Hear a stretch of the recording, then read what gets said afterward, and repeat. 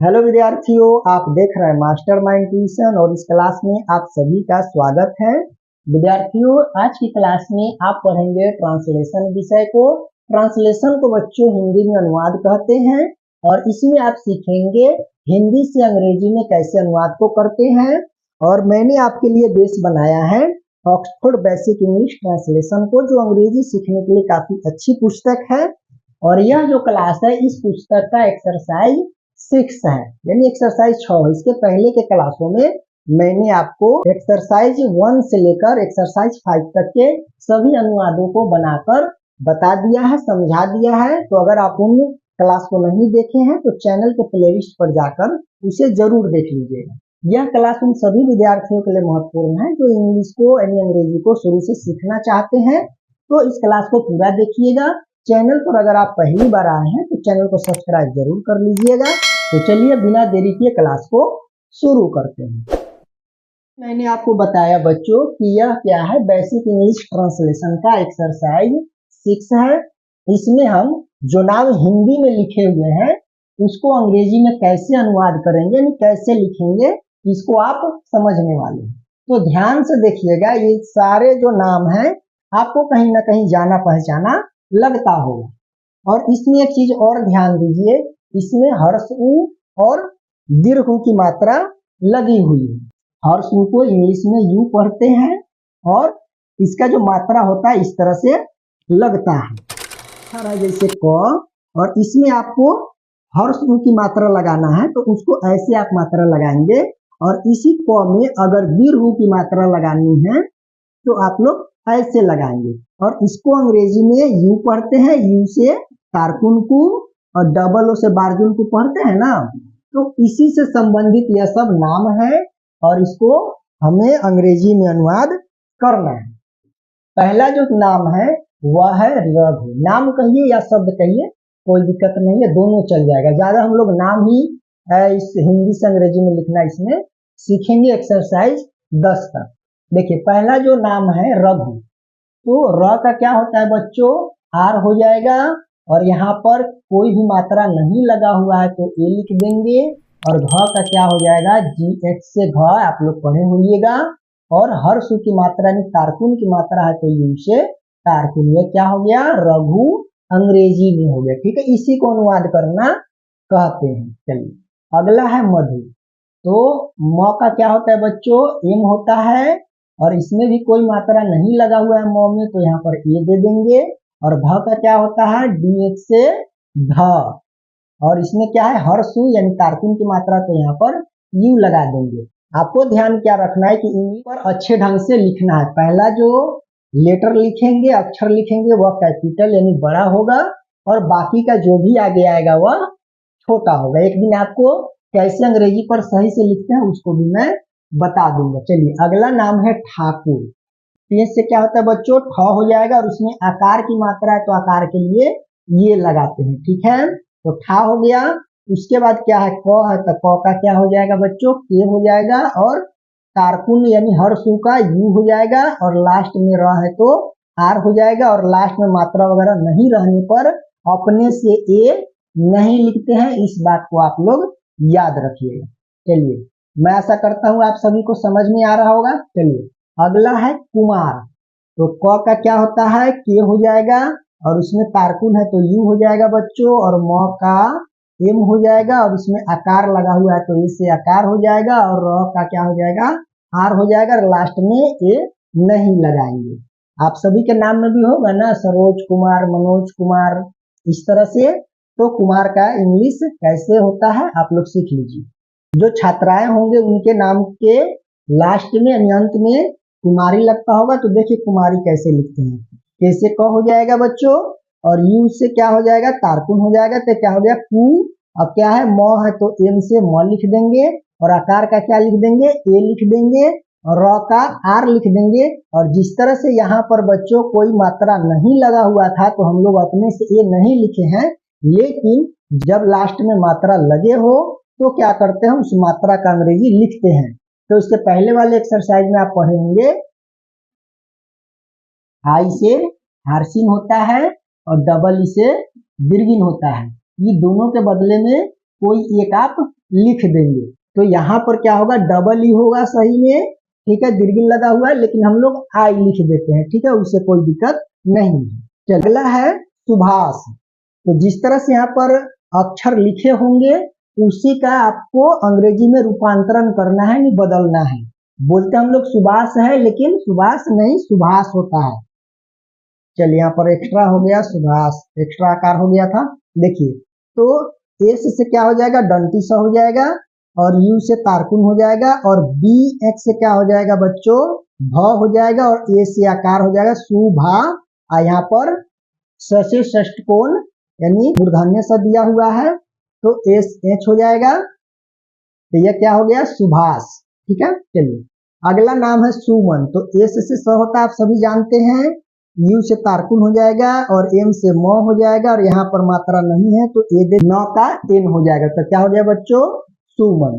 अगला है कुमुद। दो तारकुन लगे हुए हैं, तो कैसे क्या हो जाएगा बच्चों, क और तारकुन का यू दे देंगे, म का क्या हो जाएगा, एम हो जाएगा, और इसमें तारकुन है तो यू दे देंगे, और द का डी हो जाएगा। यह क्या हो गया, कुमुद। पढ़ना भी आप लोग इसी प्रकार से सीख पाइएगा, जब जो शब्द दिए गए हैं उसमें कौन से मात्रा लगे हुए हैं उसको जब आप लोग जान जाइएगा तो आपको अंग्रेजी पढ़ने में भी आसानी हो जाएगा। चलिए कुमुद के बाद है बहादुर। तो बी से बहुत आप सभी जानते हैं, मात्रा नहीं है तो ए दे देंगे, ह का क्या हो जाएगा बच्चों, एच हो जाएगा, आकार है तो ए दे देंगे, और ड का डी हो जाएगा, और इसमें तारकुन लगा हुआ है तो यू लगा देंगे, और र का आर हो जाएगा। यह क्या हो गया, बहादुर। जब आप अच्छे से समझ जाइएगा तो आपको यह आसान लगने लगेगा। देखिए अगला है मुकुल। तो एम से क्या हो जाएगा, म हो जाएगा, तारकुन है तो यू लिख देंगे, क का के लिख देंगे, और यू से तारकुन हो जाएगा, और ल का एल हो जाएगा। यह क्या हो गया, मुकुल हो गया बच्चों। चलिए अगला नाम है रघुनाथ। बड़ा नाम है लेकिन इसको हम आसानी से लिखेंगे, आर से र लिख देंगे, और यहाँ पर मात्रा नहीं है तो ये दे देंगे, या घ का क्या हो जाएगा, जी एच से घ होता है, और इसमें तारकुन है तो यू लगा देंगे, और न का एन लिख देंगे, और आकार है तो ए लगा देंगे, और थ का क्या होता है, आप लोग पढ़े होंगे टी एच से थ। तो ये क्या हो गया बच्चों, रघुनाथ, ठीक है। नाम से बड़ा से छोटा से कोई नहीं लेना है, आपको जो भी उसमें अक्षर है और जो मात्रा है उसको आप लगा दीजिएगा। देखिए यहाँ पर गुप्ता अलग प्रकार का नाम है, इसमें आधा प है, ठीक है, तो जी से ग लिख देंगे, और तारकुन का यू हो जाएगा, प आधा प है तो फिर पी लिख देंगे, और इसमें ये नहीं लगाएंगे क्योंकि इसका उच्चारण आधा हो रहा है। उसके बाद में सीधे पहुंच जाएंगे हम लोग टी से क में, और आकार का ए लिख देंगे, गुप्ता। पढ़ के भी आप लोग कंफर्म हो जाइएगा, जिस तरह से हिंदी लिखा हुआ अगर आप इंग्लिश भी उसी तरह से पढ़ देते हैं तो समझिए कि वह सही लिखा हुआ है, ठीक है। अगला है सुंदर। इसमें भी देखिए आधा न लगा हुआ है, काफी अच्छा नाम है। एस से स हो जाएगा, डंटी स है, ध्यान रखिएगा, ठीक है। स जो है तलाबे स, मूर्धन्य स, और दंती स, ठीक है। 3 गो स होता है, इसका एस होता है, इसका एस एच होता है, और इसका भी एस एच होता है, ठीक है। तो जहां पर जो स रहेगा उसका अंग्रेजी उसी प्रकार से आप लोग लिखिएगा। तारकुन लगा हुआ तो यू हो जाएगा, आधा न का एन लिख देंगे, आकार उकार इसमें ए नहीं लगेगा, ठीक है। द का सीधे डी लिख देंगे, और यहाँ पर मात्रा नहीं है तो ए लिख देंगे, और र का आर हो जाएगा। क्या हो गया बच्चों, सुंदर। चलिए अगला है लाल। तो एल से ल होता है, आप सभी जानते हैं, आकार का ए हो जाएगा, और यहाँ पर एल हो जाएगा। यहाँ पर लगता है लिखने में मिस्टेक हो गया, लालू होगा, भी चाहिए देखिए। समझ में आ रही है ना। अगर आप लोग समझ पा रहे हैं तो क्लास को लाइक कर दीजिएगा, क्योंकि 8वीं क्लास तक के बच्चों के लिए चैनल है, इसलिए छोटे बच्चों के लिए कमेंट सेक्शन खुला हुआ नहीं रहता है, फिर भी आप लोग लाइक कर सकते हैं। देखिए इसमें भी किताब में लाल लिखा हुआ है, लेकिन चूंकि एक्सरसाइज 6 में हम लोग को तारकुन और बारजुन यानी हर्ष और दीर्घ की मात्रा वाले शब्द को पढ़ना है, तो इसलिए यहाँ पर हो सकता है लालू ही होगा, ठीक है। तो देखिए लालू इसको मान लेते हैं, तो एल से ल हो गया, आकार का ए लिख दिए, और एल से ल हो जाएगा। चलिए यहाँ पर दीर्घ उ है, अगर यहाँ पर हर्ष रहता तो यू लिखते, लेकिन यहाँ पर दीर्घ उ है तो दीर्घ का क्या होता है, बारजुन का डबल होते, यहाँ पर डबल ओ दे देंगे, और यहाँ पर यू भी आप दे दीजिएगा, तो उससे कोई दिक्कत नहीं है। जिस तरह से हिंदी लिखा रहे उसी तरह से आप इंग्लिश लिखिएगा। तारकुन रहे यानी हर्ष रहे तो यू लिख देंगे, अगर बार्जुन यानी दीर्घ रहे तो डबल ओ लिख देंगे। चलिए आगे बढ़ते हैं। कुंदन, इसमें देखिए ये जो अनुस्वार है इसको मस्ते बोलते पढ़ते आप लोग, इसको न का उच्चारण बोलते हैं, ठीक है। क का क्या हो जाएगा, के हो जाएगा, और यू से तारकुन हो जाएगा, और इसके ठीक बाद में न का उच्चारण आ रहा है तो यहाँ पर इन लिख देंगे। इसको समझिए ध्यान से। कुंड, कुंडन, डी से द हो जाएगा, और यहाँ पर मात्रा नहीं है तो ये लिख देंगे, और लास्ट में इन से न हो जाएगा। कुंदन, जिसका जैसे उच्चारण आएगा उसी तरह से आप उसका इंग्लिश लिखेंगे, इसको आप लोग याद रखिएगा। अगला देखिए, फिर बड़ा नाम आ गया हाजीपुर। हाजीपुर केला के लिए बच्चों प्रसिद्ध है। देखिए इसको अंग्रेजी में कैसे लिखेंगे। ह का क्या हो जाएगा, एच हो जाएगा, और आकार का ए से आकार हो जाएगा, और ज का जे से ज, जे इस तरह से और जी इस तरह से, इसका मतलब ज और इसका मतलब ग, इस चीज को ध्यान रखिएगा। और इसमें क्या लगा हुआ है, दीर्घ ई लगा हुआ है, यानी दीर्घिन की मात्रा लगी हुई है, तो डबल ई। हाजी, पी से प हो जाएगा, तारकुन का यू हो जाएगा, और र हो जाएगा।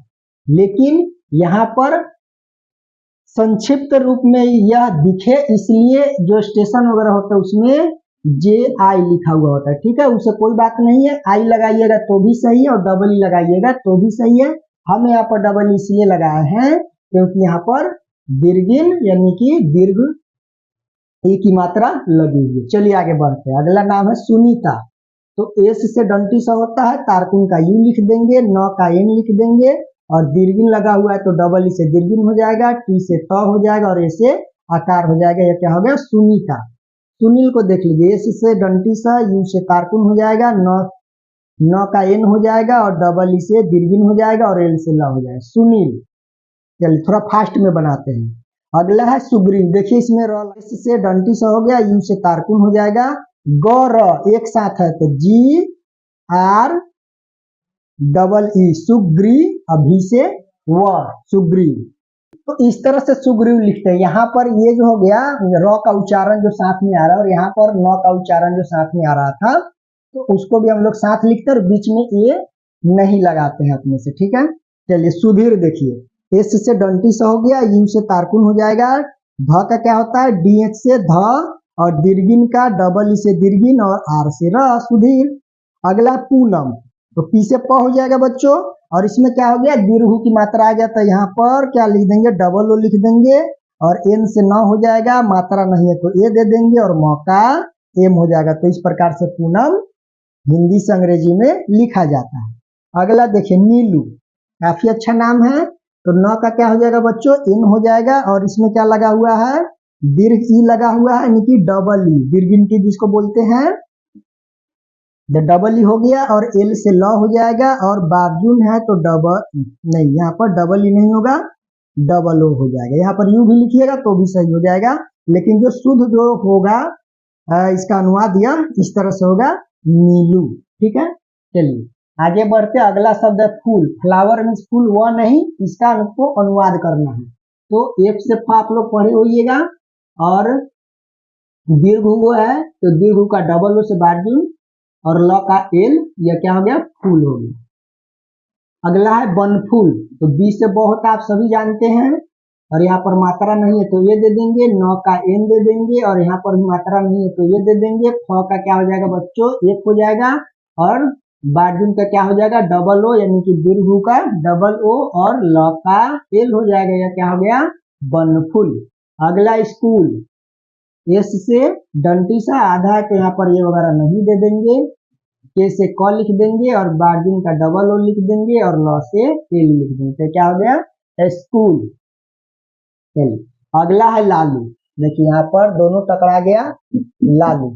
चलिए इसको हम लोग तारकुन मान लेते हैं, तो यहाँ पर क्या हो जाएगा, यू हो जाएगा। अगर लाल मान लेते हैं तो एल ए एल सीधे हो जाएगा, ठीक है। चलिए उतना माइंड में नहीं लेना है। यहाँ पर लालू फिर से आ ही गए हैं, बिहार में लालू काफी प्रसिद्ध है। देखिए एल से ल हो जाएगा, और आकार का ए हो जाएगा, और एल से फिर ल हो जाएगा, और इसमें दीर्घ है तो डबल ओ हो जाएगा।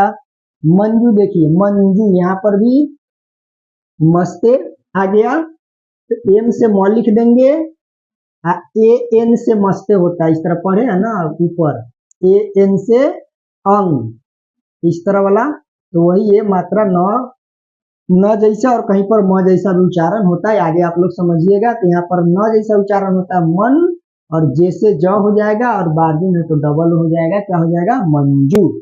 अगला है रंजू, RAN रन हो गया, जे से ज हो जाएगा और डबल से बार्जुन यानी कि दीर्घ हो जाएगा रंजू। इस तरह से आपका ये जो एक्सरसाइज 6 है बच्चों समाप्त हुआ।